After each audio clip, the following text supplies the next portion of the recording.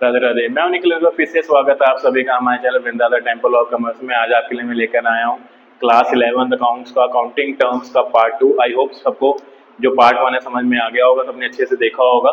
तो फटाफट से शुरू करते हैं इसका नेक्स्ट पार्ट को। बट उससे पहले जिन भी हमारे व्यूअर्स ने चैनल को सब्सक्राइब नहीं किया है, चैनल को सब्सक्राइब करें, वीडियो को लाइक एंड शेयर करना ना भूलें।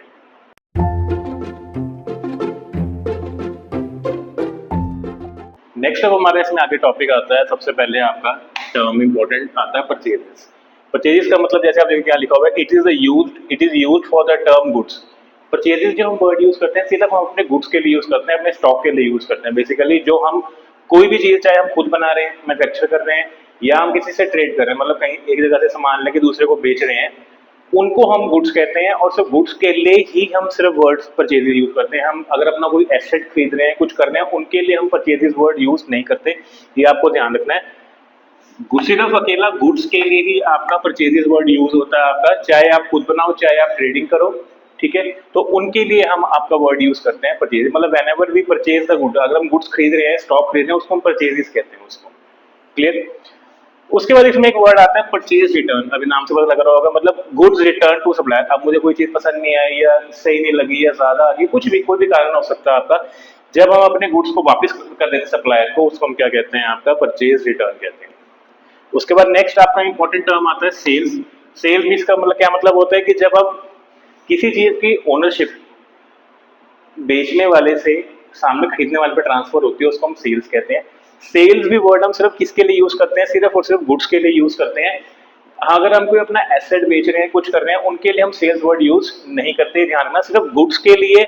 अगर आप गुड्स को खरीद रहे हो तो परचेज वर्ड यूज किया जाएगा, अगर आप गुड्स को बेच रहे हो तो उनके लिए सेल वर्ड यूज करा जाएगा। उसी से रिलेटेड एक वर्ड है आपका सेल रिटर्न, जिसका मतलब है आपका अगर किसी कस्टमर ने हमें चीज वापस कर दी तो उसको हम क्या कहते हैं, सेल, कि हमारी सेल रिटर्न आ गई, वापस आ गई आपकी।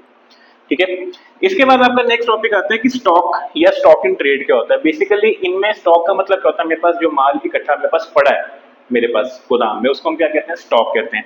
तो स्टॉक मीन्स आपके जो भी आपने गुड्स खरीदे हैं रीसेल के लिए, या कोई भी आपका जो सामान बच गया दिन के एंड में या साल के अंत में, उनका भी जो माल होता है उसको हम क्या कहते हैं, स्टॉक कहते हैं। स्टॉक आपका दो टाइप्स का हो सकता है, एक ओपनिंग स्टॉक, एक क्लोजिंग स्टॉक। ओपनिंग का मतलब होता है बेसिकली जो मेरा कल का बचा हुआ माल, कल के बचे हुए माल को हम क्लोजिंग कहते हैं। और उसी माल को जब हम अगले दिन जब अपने दुकान को ओपन करते हैं या बिजनेस को शुरू करते हैं, नया अकाउंटिंग में एंटर करते हैं, उसको हम क्या कहते हैं, ओपनिंग स्टॉक कहते हैं। बेसिकली पिछले साल का जो क्लोजिंग है वो नेक्स्ट ईयर का आपका क्या होता है, ओपनिंग होता है। ध्यान रखना, ये सिर्फ स्टॉक वर्ड्स किन के लिए यूज होता है, सिर्फ और सिर्फ गुड्स के लिए यूज होता है, आपको ये चीज ध्यान रखनी है। इसके बाद हमारा मेन इंपॉर्टेंट वर्ड आता है इन्वेंट्री। अब बहुत लोग कहते हैं स्टॉक और इन्वेंट्री तो एक ही चीज है, नहीं। इन्वेंट्री जो है आपकी ग्रेटर टर्म है, वाइडर टर्म है as compare to stock. Stock में सिर्फ वो गुड्स आते हैं जो हमने खरीदे थे या जो बच गए, जो हमने बेचने थे बच गए आपके, वो सिर्फ इसमें आता है। तो स्टॉक इन ट्रेड जो है आपके, स्टॉक है वो इन्वेंट्री का एक पार्ट है। मतलब इन्वेंट्री बड़ी टर्म है आपकी जो स्टॉक को भी इंक्लूड करती है। इसमें बेसिकली ये चार चीजें आती हैं। सबसे पहला रॉ मटेरियल। रॉ मटेरियल क्या होता है, बिल्कुल कच्चा माल आपका। सपोज अगर हम फर्नीचर का काम करते हैं तो मेरे पास जो लकड़ी आई होगी, किसी भी तरीके की टिम्बर आया, कुछ भी आया है ना, तो उसका जो स्टॉक पड़ा है उसको हम क्या कहते हैं, आपका रॉ मटेरियल का स्टॉक। और इसमें क्या आता है, वर्क इन प्रोग्रेस। मतलब मुझे चेयर्स बनानी है या ये बोर्ड बनाना है, कुछ बनाना है, आधा बन गया, आधा अभी रहता है। मतलब जो भी वर्क इन प्रोग्रेस है उसका जो मेरा इन्वेंट्री होगी, उसका जो स्टॉक होगा वो भी इसके अंदर आता है आपका। एंड तीसरा आपका फिनिश गुड्स, मतलब जो बिल्कुल रेडी टू यूज है। सपोज मैं ये मार्कर की बात करता हूँ, आपका ये मार्कर बिल्कुल बन के तैयार है, रेडी टू यूज है, तो इसको हम क्या कहेंगे, आपका फिनिश गुड्स कहेंगे। और बाकी जो हमने गुड्स खरीदे थे रीसेल के लिए या उनमें से जो बच गए हैं आपका, ठीक है, इन चारों को मिला के हम क्या कहते हैं, आपका इन्वेंट्री कहते हैं। तो inventory is a wider term than stock, ये आपको ध्यान रखना है हमेशा।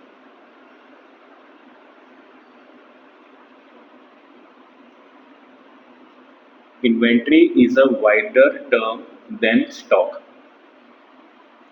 इट इंक्लूड्स स्टॉक, ये स्टॉक को भी इंक्लूड करती है।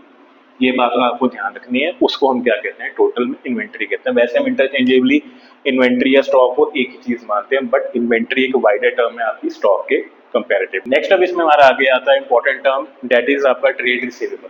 अब ट्रेड रिसीवेबल आपके नाम से पता लग रहा है, मतलब रिसीव करना समथिंग, जो किसी से पैसा हमें लेना हो बेसिकली।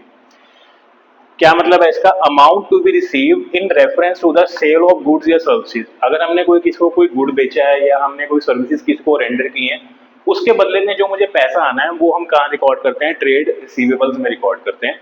बेसिकली इसकी दो टाइप्स हैं आपकी, one is the debtor and other one is the bill receivable. Debtors क्या होते हैं, डेटर्स में वो लोग होते हैं, मतलब इसमें पर्सन्स या फर्म्स जिनसे हमें पैसा रिसीव करना है, ठीक है। बट बिल रिसीवेबल क्या होता है, it is a kind of bill of exchange. क्या है ये आपका, एक बिल ऑफ एक्सचेंज है। बेसिकली बिल ऑफ एक्सचेंज क्या होता है, एक डॉक्यूमेंट बन जाता है, एक बिल बन जाता है, जिसको हम बाद में, अगर मुझे किसी से पैसा लेना हो उसको हम बिल रिसीवेबल कहते हैं, और किसी को पैसा देना हो तो उसको हम बिल पेबल कहते हैं। यहाँ पे वो बंदा इसको एक्सेप्ट करता है, लिखता है उस पर डेट की हाँ या मैं आपको इस तारीख को इतना पैसा आपको दे दूंगा, ठीक है। उसको हम क्या कहते हैं, आपका बिल रिसीवेबल कहते हैं। तो वेन एवर कोई अगर एक्सेप्ट करेगा देने वाला उसको, तो वो बिल रिसीवेबल बन जाता है हमारे लिए। अगर मैं किसी को एक्सेप्ट करता हूँ कि मैं आपको पैसा इतनी तारीख को दे दूंगा, तो वो क्या बनता है, आपका बिल्स पेबल बनता है, और ये फ्यूचर डेट के लिए होता है, आने वाले समय में। इसका मैक्सिमम टाइम है वो 1 साल का हो सकता है, इससे ज्यादा का बिल नहीं बन सकता आपका।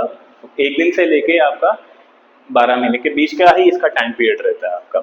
वो होते हैं आपके बिल रिसीवेबल। दोनों ही हमारे क्या चीजें हैं, हमारे एसेट्स हैं ये ट्रेड रिसीवेबल्स, कि जहां से हमें पैसा आना होता है अभी आपका। उसी प्रकार से आपका ये होता है ट्रेड पेबल्स। ट्रेड पेबल वही amount to be paid in reference, और मैंने कोई गुड्स खरीदे हैं या मैंने किसी से सर्विसेज ली हैं, उनके बदले में जो मुझे अभी लोगों को पैसा देना है उसको हम क्या कहते हैं, आपका ट्रेड पेबल्स कहते हैं। ये भी सेम दो टाइप्स का होता है, one is the creditor and other one is the bills payable. अगर हम बिल एक्सेप्ट करते हैं किसी से कि हाँ मैं आपको पैसा इस तारीख को दे दूंगा, आने वाले 2 महीने बाद दे दूंगा या 3 महीने बाद दे दूंगा, तो वो बिल पेबल बन जाता है हमारे लिए, उसके लिए बिल रिसीवेबल होगा। एंड अगर मुझे किसी पर्सन या फर्म को पैसा देना है, उसको हम क्या कहते हैं, आपका क्रेडिटर कहते हैं। बेसिकली ये काइंड ऑफ सिक्योर्ड होता है और ये अनसिक्योर्ड होते हैं ज्यादातर। उसके बाद तीसरी चीज हमारी आती है वाउचर, ठीक है। इसको आगे डिटेल में पढ़ेंगे, चैप्टर आएगा पूरा इसके बारे में, आपका वाउचर डिटेल में पढ़ेंगे। सोर्स डॉक्यूमेंट्स का एक चैप्टर आपको उसमें आता है। बेसिकली वाउचर है क्या, वाउचर एक ऐसा डॉक्यूमेंट है, जब भी कोई ट्रांजेक्शन होती है तो उसका बेसिस ही है, आधार ही है, इसके बेसिस पे ट्रांजेक्शन आपकी रिकॉर्ड की जाती है। चाहे हमने किसी से पैसा लेना है, चाहे किसी को पैसा देना है, ये हमें ऑथराइजेशन देता है कि मैं उस चीज को पे करूं या रिसीव करूं, और इन्हीं के बेसिस पे ही आपकी जो ट्रांजेक्शन हैं वो रिकॉर्ड होती है आपकी बुक ऑफ ओरिजिनल एंट्री, जिसको हम क्या कहते हैं, जर्नल कहते हैं। तो बेसिकली ये बेसिस है। तो आपको सिर्फ इतना समझना है कि हर कंपनी अपने अपना वाउचर अलग बनाती है, अपने अपने नाम से उनके प्रिंटेड होते हैं, जो वो साइन करके देती हैं जी ये ट्रांजेक्शन हुई है। तो वाउचर आपके दो टाइप्स के होते हैं, एक डेबिट, एक आपके क्रेडिट वाउचर, कि जब पैसा हमें आना है तो वाउचर बनेगा, जब पैसा हमें देना है तो वाउचर बनेगा आपका।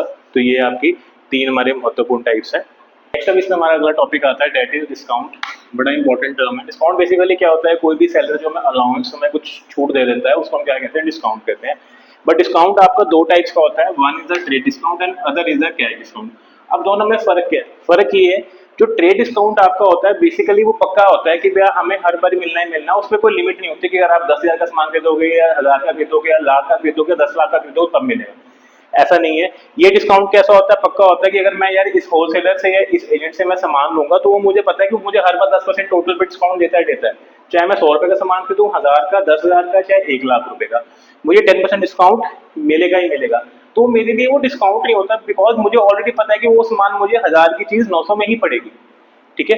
बट कैश डिस्काउंट कब होता है, ये हमें तब मिलता है अगर हम किसी को कैश पे कर दें इमीडिएटली, कि हाँ मैं आपको पैसा देने को तैयार हूँ, या कोई ऑफर चला रहा हो कि अगर आप ये पैसा 48 आवर्स में पे कर देते हैं तो आपको एक्स्ट्रा 5% डिस्काउंट मिलेगा। तो वो मेरे लिए अचानक मिली हुई चीज है, तो वो मेरे लिए एक्चुअली क्या होता है, फायदा होता है, तो इसको हमें दिखाना पड़ता है।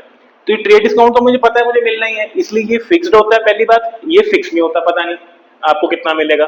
ये परमानेंट है, हर बार मिलना ही मिलना। ये टेम्परेरी है, जब अगर कोई ऑफर निकालेगा तो वो हमें प्रोवाइड करेगा। ये हम रिकॉर्ड नहीं करते क्योंकि मुझे पता है 100 की चीज वो 90 की पड़ती है, मैं 90 ही दिखाऊंगा उसमें आपका, ठीक है। बट ये हम दिखाते हैं क्यों, क्योंकि अगर मुझे पता है 90 की चीज है, मुझे उसको 50% डिस्काउंट और मिल गया, मेरे को फायदा हो गया कि हाँ मुझे 90 की चीज 81 में पड़ी है आपकी, ठीक है। तो ये बेसिक डिफरेंस आपका किसमें, डिस्काउंट में, जिसमें दो टाइप्स हैं, trade discount and cash discount. Trade discount show नहीं करना होता क्योंकि हमें पता होता है हमें मिलने वाला है। कैश डिस्काउंट में पता नहीं होता, इसलिए हम उसको शो करते हैं। इसमें हमारा आगे आता है डिस्काउंट के बाद आपका रिबेट। क्या होता है, रिबेट का मतलब होता है reduction in the value of goods other than trade और कैश डिस्काउंट। मतलब ट्रेड और कैश डिस्काउंट के अलावा जो हमें गुड्स में कुछ मतलब हमारी जो प्राइस में हमें कमी मिलती है, हमें रिडक्शन मिलता है, उसको हम रिबेट कहते हैं। एग्जाम्पल के तौर पर सपोज हम कहते हैं मैं कोई फर्नीचर खरीदने गया हूँ, ठीक है जी, मैं टेबल चेयर सब कुछ चाहिए था, तो वहाँ पे एक टेबल पड़ा था, वो कहता है उसकी प्लाई खराब है जी सर कि आप ये भी ले जाओ कि भी मैं आपको ये हाफ रेट में दे दूंगा।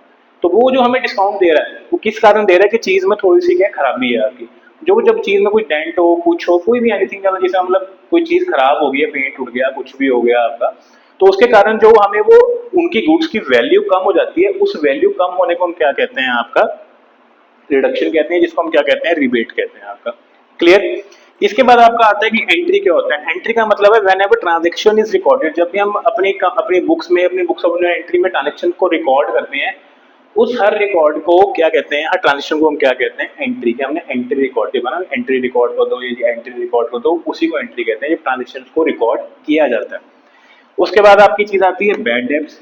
बैड डेब्ट बेसिकली क्या होता है, मैंने किसी को पैसा दिया और वो क्या हो गया इररिकवरेबल, मतलब वो पैसा उससे नहीं आएगा, मेरा पैसा मर गया, उसको हम क्या कहते हैं, वर्ड को हम बैड डेब्ट्स कहते हैं आपका।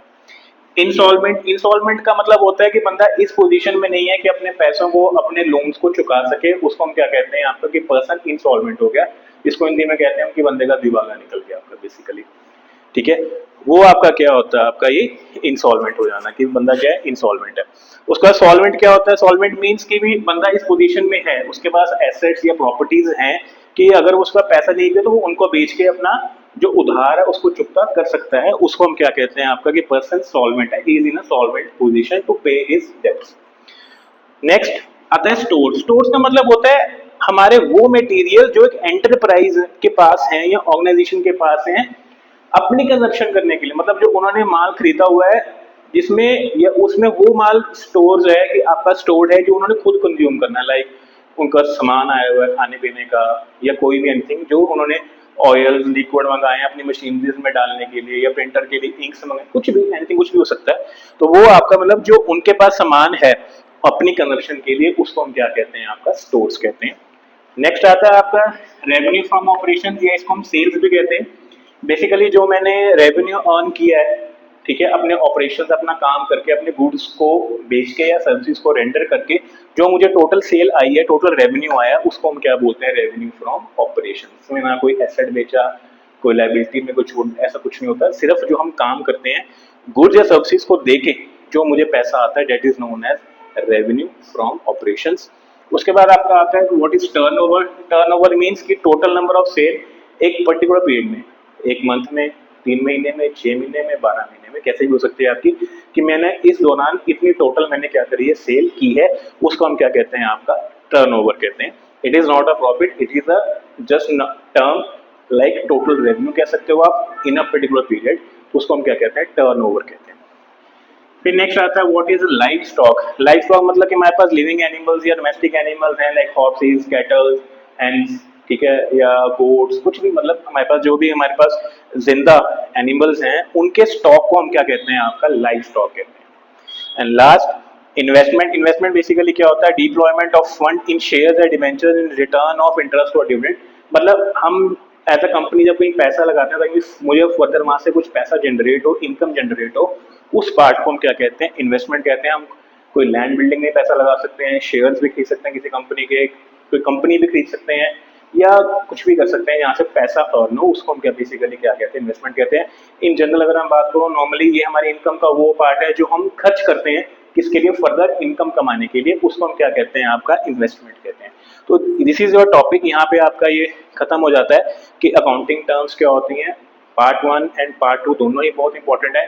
थ्योरेटिकल को समझना बहुत ही जरूरी है क्योंकि आपको वर्ड्स जब क्लियर नहीं होंगे यार इसका मतलब क्या, तो जब आप एंट्रीज है प्रैक्टिकल जब करेंगे आपको वहाँ पे दिक्कत आएगी। तो इसलिए सो प्लीज मेरी सभी स्टूडेंट्स, 11वीं स्टूडेंट्स या स्टेट बोर्ड्स के जो भी स्टूडेंट वीडियोस को देख रहे हैं, मैं उनसे यही आग्रह करूंगा कि भी थ्योरेटिकल को अच्छे से पढ़ें। थ्योरेटिकल आपको जितना अच्छा आता होगा उतने ही आपको क्वेश्चन में समझने में आसानी होगी, और जितना जल्दी आप क्वेश्चन को समझेंगे उतना ही जल्दी आप आंसर को ग्रैब कर सकते हैं, जल्दी आंसर उसका बना सकते हैं। थ्योरेटिकल को इंपॉर्टेंस दें आपका, एंड वीडियोस को देखें।